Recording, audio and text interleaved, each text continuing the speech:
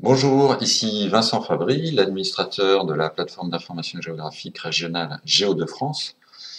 Géo-de-France, c'est une plateforme d'information géographique qui réunit les deux anciennes plateformes Géo-Picardie et la Pépige en Nord-Pas-de-Calais.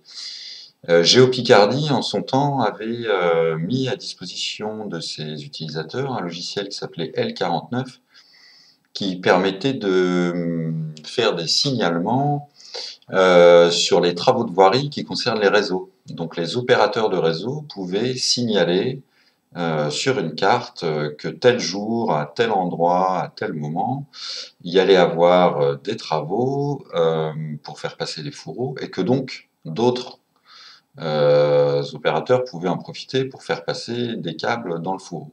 Ça permet toujours d'ailleurs de limiter les travaux sur la voirie et de faire venir la mini-pelle 4 fois au même endroit. Ça concernait que les opérateurs de réseau qui utilisaient ce logiciel, et il se trouve que du temps de Géo-Picardie, ce logiciel a fini par avoir un bug et ne fonctionnait plus. Au moment du lancement de Géo-de-France, on s'est posé la question de relancer ce logiciel, et on s'est dit que, vu les coûts de développement pour corriger ce bug, on s'est dit que quitte à mettre de l'argent là-dedans, on pouvait élargir le périmètre, parce qu'on avait des demandes d'utilisateurs pour pouvoir faire des signalements sur d'autres sujets que les travaux de voirie qui concernaient les réseaux. Donc on a sondé un peu quelques utilisateurs et on a trouvé opportun de financer une application qui permettrait de faire tout type de signalement. C'est comme ça qu'est né le projet GeoContrib. GeoContrib, c'est donc une application de signalement participatif qui permet à plusieurs utilisateurs de venir signaler tout type d'objet. Donc, ce que vous avez sous les yeux, c'est la page d'accueil du serveur de test. Il se trouve que GeoContrib n'est pas encore tout à fait disponible en production sur Géo-de-France. Ça va l'être dans les jours qui suivent, si tout se passe bien à la mi-avril. Donc on a ici la plateforme de test, et puis on a différents projets de signalement qui ont été créés pour tester l'application. On va se servir d'un exemple qui s'appelle recensement des chemins ruraux, puisque c'est une demande qui a été faite à la région de France de recenser les chemins ruraux. Et comme il y a plusieurs acteurs sur le territoire qui sont susceptibles de pratiquer ce recensement, on a trouvé que GeoContrib, c'était une bonne idée de l'utiliser pour ce projet. Alors comment ça marche GeoContrib ? Un utilisateur connecté va pouvoir créer un signalement sous forme de points, de lignes ou de polygones. Il se trouve que pour notre projet de recensement des chemins ruraux, ce sera des lignes. Et puis il peut ajouter des attributs à cet objet qu'il aura ajouté à la carte, par exemple le nom du chemin en l'occurrence. Et puis, cet utilisateur qui aura fait ce signalement, il va donc le proposer. Si le projet est modéré, parce que l'application permet de mettre en place des mécanismes de modération, le modérateur va pouvoir accepter ce signalement. Ça, c'est une première action possible. Et puis, les autres utilisateurs vont pouvoir commenter ce signalement. Qu'est-ce que ça veut dire? Ça veut dire rajouter un commentaire sous le signalement en disant, par exemple, je ne suis pas tout à fait d'accord sur la dénomination de ce chemin, ou je ne suis pas d'accord sur sa localisation géographique. Et puis l'utilisateur qui a créé le premier signalement, il va pouvoir répondre à ce commentaire, et puis il y a un fil de discussion qui va pouvoir s'installer pour converger vers éventuellement un bon signalement. Je vais donc simuler ici l'ajout d'un signalement au projet de recensement des chemins ruraux. Je vais cliquer sur le petit plus « Ajouter un signalement ».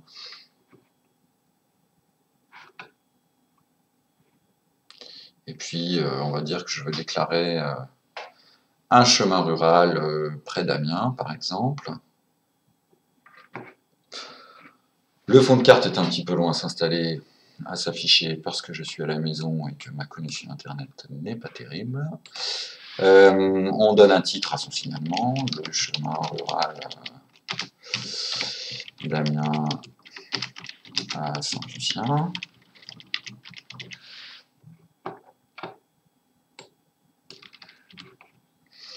Ici, on va lui donner un statut de brouillon, de publier ou d'archiver. Je vais le laisser un statut de brouillon pour que je puisse revenir sur ce signalement ultérieurement. Une description, chemin partiellement cultivé, par exemple. C'est un des soucis qu'on rencontre, c'est que les chemins ruraux sont parfois cultivés.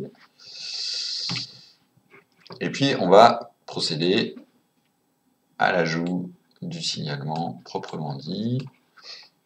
Donc ici, on a des petits outils, c'est une carte leaflet, hein, si on parle un petit peu technique. On va commencer de tracer son chemin. Voilà.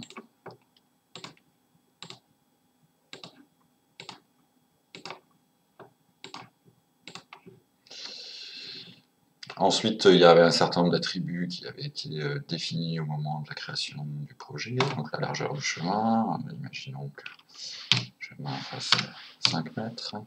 On peut ajouter les pièces jointes, par exemple une photo. On peut ajouter une liaison, c'est-à-dire qu'on peut éventuellement lier deux signalements entre eux. Pour dire que ce chemin, par exemple, fait suite à un autre chemin et il se raccorde à tel endroit. Et puis, j'enregistre mon chemin. Voilà. Donc il a le statut de brouillon. Si je suis content de mon signalement, ben, je peux le modifier et puis lui donner le statut de publier. Et j'enregistre à nouveau mon signalement. Si je retourne à l'accueil du projet des chemins ruraux, ben, j'ai ici l'ensemble des signalements qui ont été faits. Donc il y a 3 signalements pour le moment, 2 qui ont été faits par moi et 1 par mon collègue Damien Descoings. On peut aussi visionner ces signalements sur la carte. L'administrateur du projet, il peut définir quels fonds cartographiques sont pertinents pour l'ajout des signalements. Ici, il m'a semblé pertinent de mettre le scan 25 de l'IGN, qui est un bon fond topographique pour ce genre de projet. Et puis l'administrateur du projet, il va pouvoir gérer les membres, qui a le droit d'ajouter un signalement, qui a le droit de commenter, qui a le droit de modérer ce signalement. Donc il y a plusieurs types de comptes disponibles, un utilisateur connecté, un contributeur, un modérateur et un administrateur du projet.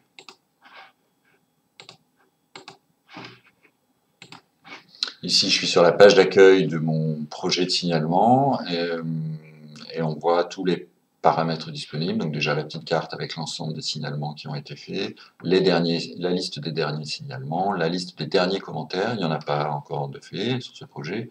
Et puis ici, un certain nombre de paramètres, le délai avant l'archivage automatique, le délai avant la suppression automatique, la visibilité des signalements publiés, la visibilité des signalements archivés et la modération. Donc, à chaque fois, on voit en dessous les paramètres qui ont été choisis pour ce projet. Donc ce projet, par exemple, n'est pas modéré. Donc à partir du moment où un utilisateur publie un signalement, l'ensemble des utilisateurs qui ont accès à ce projet verront ce signalement.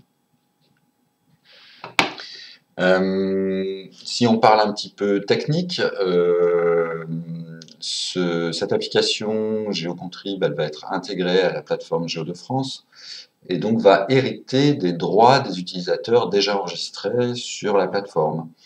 Ce qui fait que l'administrateur de la plateforme pourra donner les droits qu'on a vus tout à l'heure, c'est-à-dire modérateur, administrateur, utilisateur connecté, aux utilisateurs de la plateforme pour qu'ils puissent utiliser l'application GeoContrib. Si on continue dans la technique, l'ensemble des signalements est stocké dans une base de données PostgreSQL. Et on peut très bien imaginer que l'application étant couplée à Géo-de-France, ces signalements soient publiés en flux WMS, WFS, et ainsi visibles directement dans une visionneuse cartographique. Ce qui veut dire que on peut passer directement de l'application GeoContrib où un utilisateur va pouvoir signaler des objets dans un projet à la visualisation cartographique dans une visionneuse. Mais cette application GeoContrib n'est pas obligatoirement intégrable dans une plateforme d'information géographique, elle peut être utilisée de manière autonome. Et d'ailleurs, le code source est publié sur le compte GitHub du prestataire qui l'a développé, NeoGeo Technologies. C'est un logiciel libre que vous pouvez tout à fait réutiliser, installer chez vous, mettre en place. Et il se trouve que cette application a été aussi développée en mode responsive design, c'est-à-dire qu'il est utilisable sur des téléphones mobiles et sur les tablettes, ce qui peut être intéressant pour faire des signalements directement sur le terrain. Si on a du réseau là où on est sur le terrain, on peut tout à fait se connecter à l'application, profiter de l'antenne GPS de son téléphone mobile, par exemple, et puis de faire des signalements directement. Ou bien de prendre des photos géolocalisées sur le terrain et de les intégrer à l'application. Alors chez Géo-de-France, quand Géocontrib sera définitivement mis en production, on a un certain nombre de cas d'usage qu'on a déjà identifiés. Il y a le recensement des chemins ruraux, mais on a été aussi sollicité par la direction de l'environnement du Conseil régional pour mettre à disposition, par exemple, cette application pour signaler les décharges sauvages et les dépôts d'ordures sauvages sur le territoire. Voilà, les cas d'usage sont nombreux.